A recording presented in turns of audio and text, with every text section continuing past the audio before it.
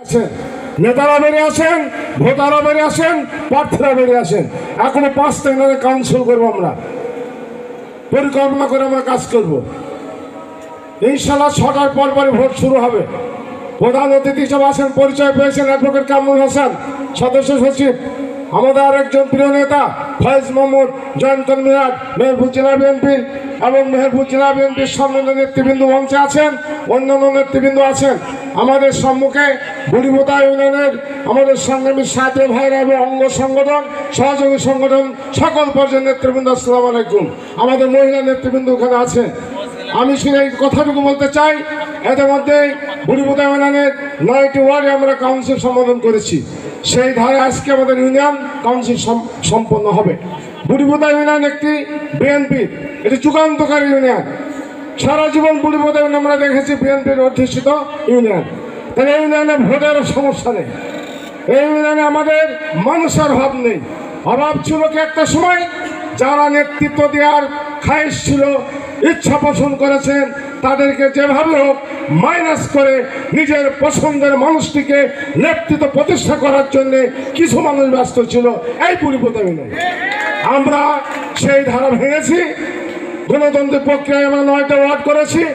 আজকে গণতান্ত্রিক প্রক্রিয়ায় আমরা দ্বিবার্ষিক কাউন্সিল করছি।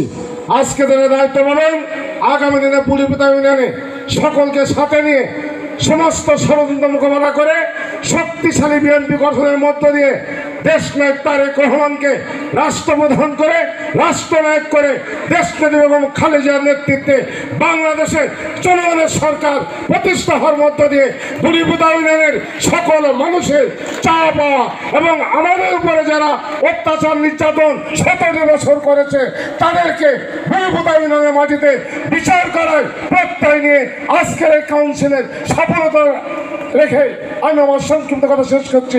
আল্লাহ হাফেজ। বাংলাদেশ জিন্দাবাদ। শহীদ জবরক খালেদা জিন্দাবাদ। স্বেচ্ছাসেবক দলের নেতৃবৃন্দ এবং বুড়িবোতা ইউনিয়নের 9টি ওয়ার্ডের কাউন্সিলর, ডেলিগেট বৃন্দ, সবাইকে মেহেরপুর জেলা বিএনপির পক্ষ থেকে সংগ্রামী সালাম এবং শুভেচ্ছা জানাচ্ছি। দীর্ঘ বিএনপির জন্য দীর্ঘ আকাঙ্ক্ষিত এই সম্মেলন বুড়িবোতা ইউনিয়নবাসীর জন্য। আর আজকের সম্মেলনে 2-1 ঘন্টা যদি সম্মেলনে বসতে না পারেন, গত 17 বছর আওয়ামী দুঃশাসন, নিপীড়ন, নির্যাতন সহ্য করে বিএনপি রক্ষার জন্য কাজ করেছেন, আর আজকে সম্মেলনে বসতে আপনাদের একটু কষ্ট হচ্ছে, এটার মধ্যে দিয়ে শক্তিশালী বিএনপি গড়ে তোলার ক্ষেত্রে একটু সমস্যা তৈরি হবে। আপনাদেরকে অনুরোধ করব, আপনারা সম্মেলনে আমাদের নেতৃবৃন্দ গুরুত্বপূর্ণ বক্তব্য রাখছেন, এই বক্তব্যগুলো আপনারা গুরুত্ব দিয়ে শুনবেন।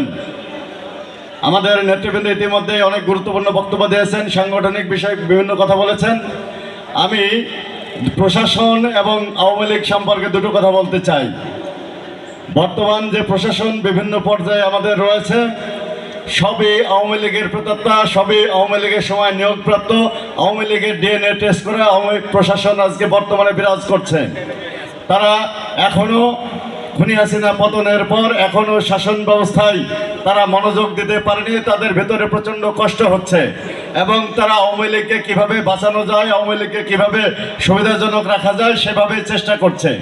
এটা সারা বাংলাদেশে দেখতে পাচ্ছি, মেহেরপুরেও দেখতে পাচ্ছি।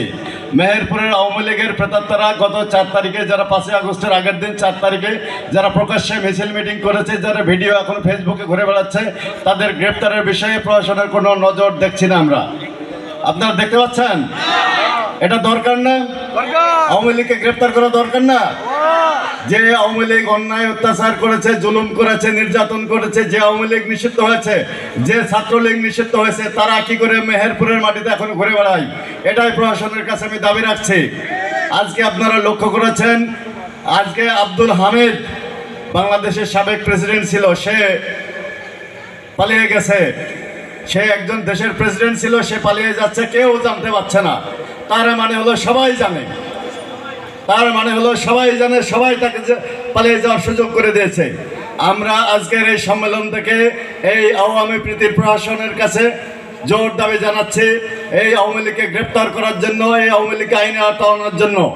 আমরা মেহেরপুর জেলায় বিএনপি সংগঠনের কাজ করছে এবং ব্যাপকভাবে গণসংযোগের মধ্যে দিয়ে ব্যাপকভাবে নেতাকর্মীদের সাথে গণসংযোগ করে আজকে ওয়ার্ড পর্যায় থেকে আজকে ইউনিয়ন পর্যায়ে সম্মেলন হচ্ছে। প্রত্যেক